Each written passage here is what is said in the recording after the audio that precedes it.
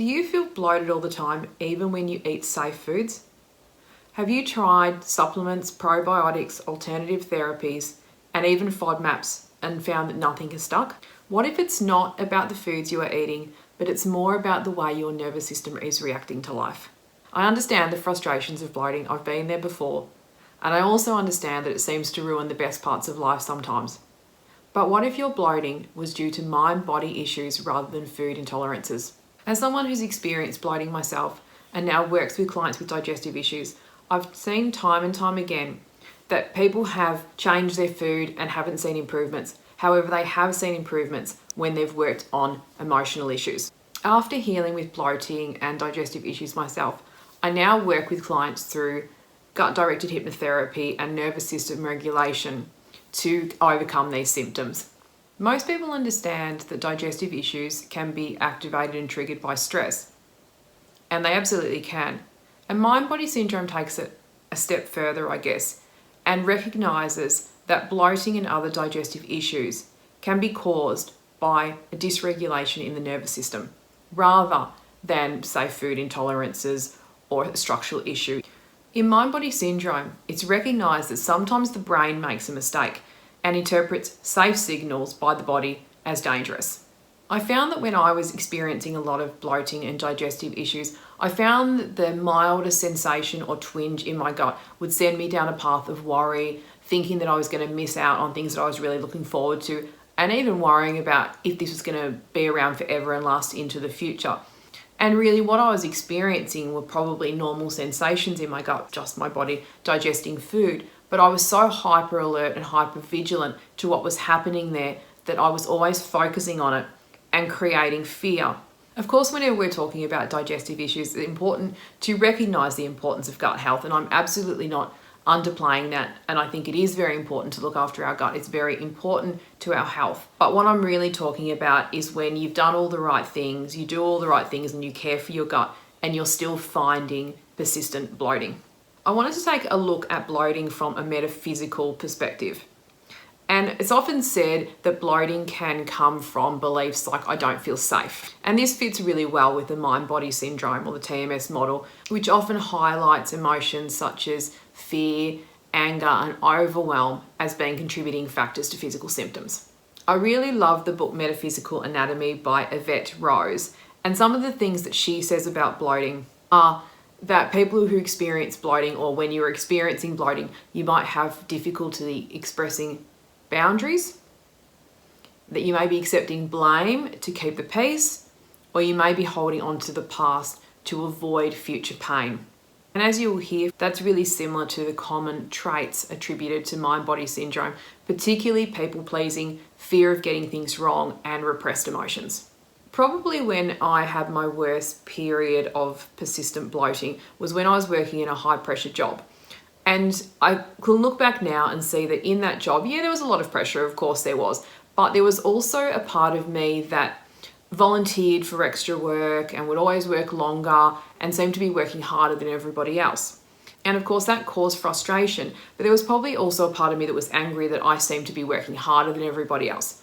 And there was a couple of things there that I can look back now and really see clearly, which was one, that I was being conscientious and over-responsible, which is a typical part of TMS. But I was also pretty angry and frustrated about it, and I wasn't saying anything about it. I was pretending that I was fine, even to myself. And at the time, I tried a range of things to help, even though I was very aware of the stress. So I was trying to do the best I could to reduce my stress, and that probably helped to a degree. But when it came down to it, my body wasn't feeling safe, and I still had a lot of emotions that I wasn't being open with.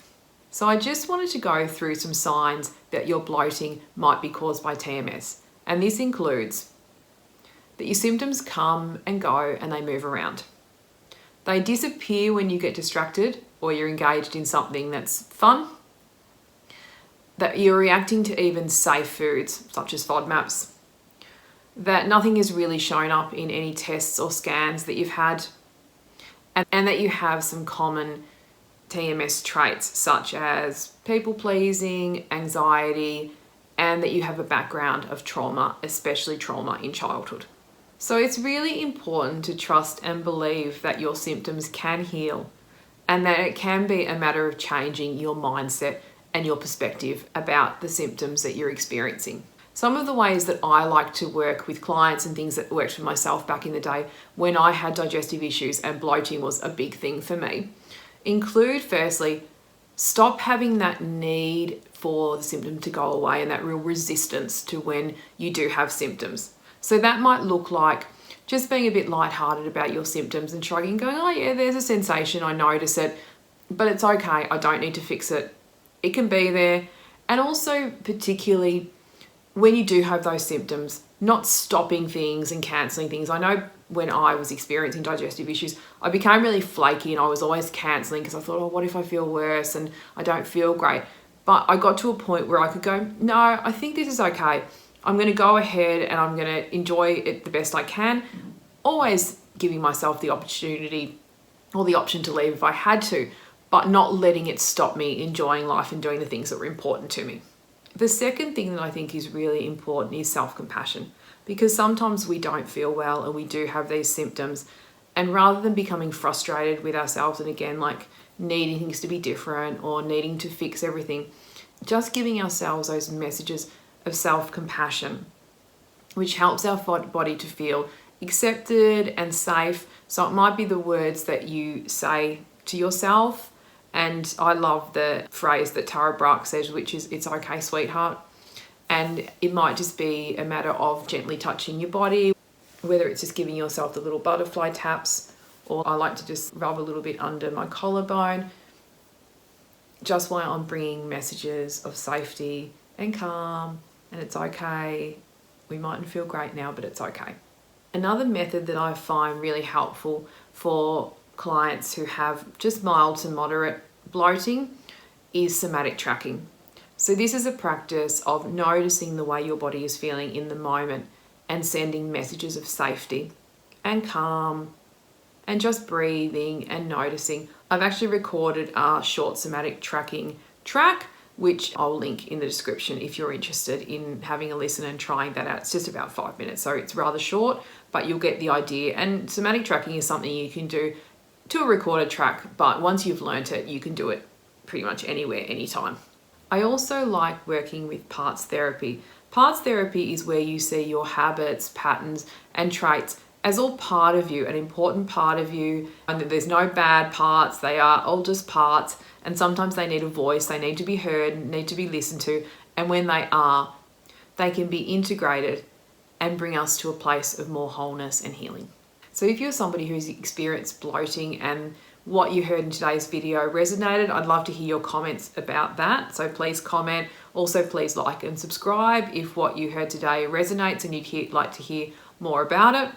Also, if you would like some more support, you can book in a free consult with me, and the link is also in the description. But please remember that your symptoms are real.